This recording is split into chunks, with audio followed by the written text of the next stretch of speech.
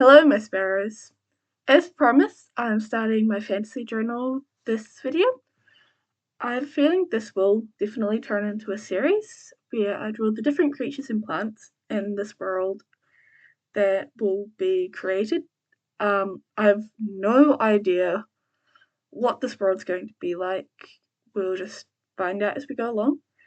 Today, I'm setting up the cover for the folder that I'm using, and I might get around to drawing one or two plants or creatures, and I'll explain how this works during the creation process. So, let's get into it.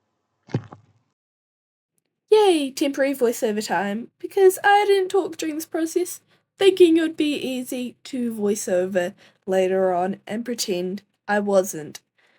I was wrong. So I'm using an old childhood folder for this project. It has scribbles all over it. I'm not using it for anything, and I don't think I'd use it for anything. So this is a great way to reduce, reuse, and recycle. And I'm using old paper bags, getting rid of these plastic file things. I'll make sure that they get recycled. And then with this clean slate, I'm going to prepare a paper bag to make the cover of this. Best case scenario, I won't have to glue it down. I'm currently in the middle of planning out how I'm going to make the paper bag an actual cover. I have a feeling I know how to do it. We'll find out. You'll find out in a few seconds. I'll find out in like 5 minutes.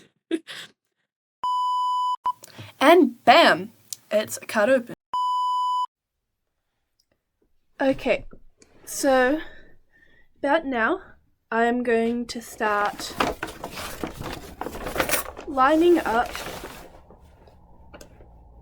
the pieces. So these can fold over quite easily, which is okay. That's what it's going to kind of look like. I'm a bit annoyed that it doesn't like come over the edge, but if I add a little bit of glue, that should be okay.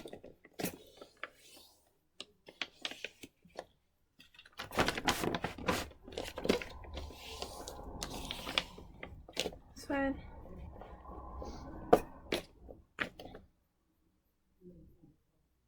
Yeah, I think I'm happy with that.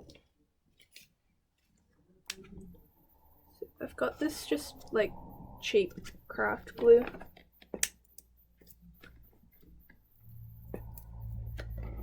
And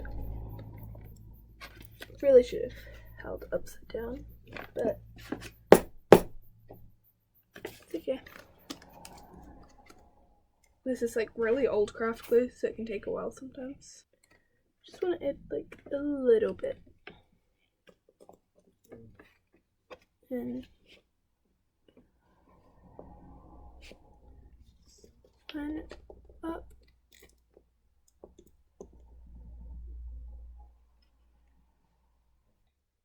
And once that's done, I'll start on the sketch.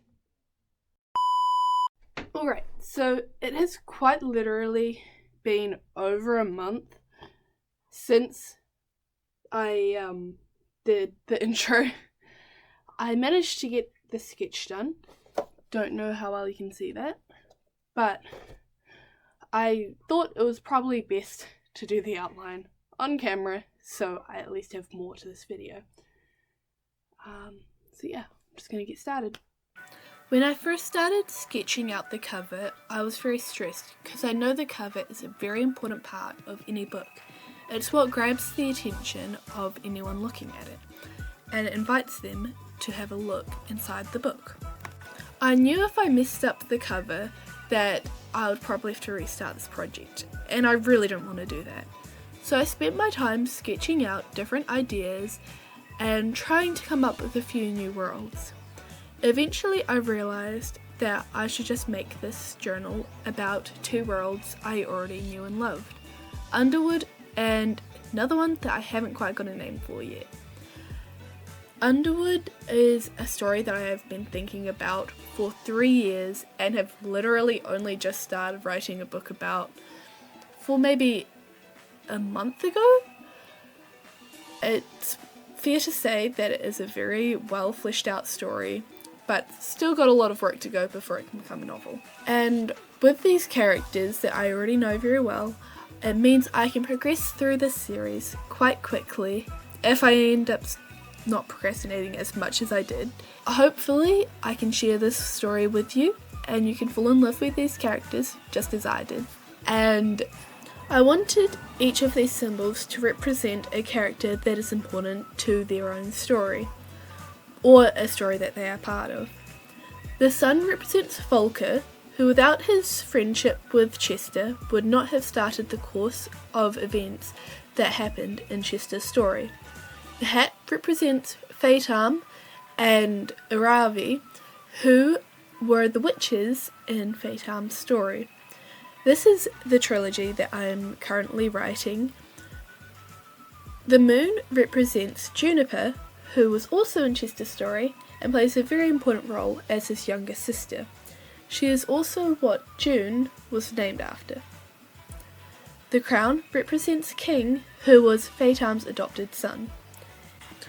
He also helps her along with her adventures fighting many demons, both emotional and literal. He is often a troublemaker and there's much more to him than meets the eye. The eclipse in the middle that is being stabbed through with the sword represents Chester. While the sword itself does not represent Chester but another character which I'll talk about soon, Chester is a very important character within the history of these realms. He is not one of the first gods, but he does develop godlike abilities throughout his time. And the sword in the middle represents Siren, who is our youngest character at the moment.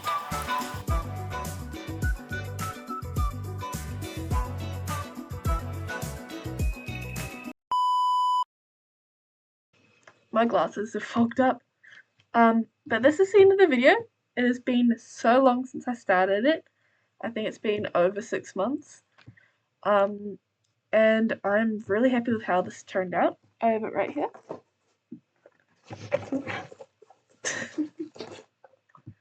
So this is the final product. I ended up going over it with felt. I did do a bit of watercolor on it, and I thought I'd put that in the video before I filmed this, but I didn't.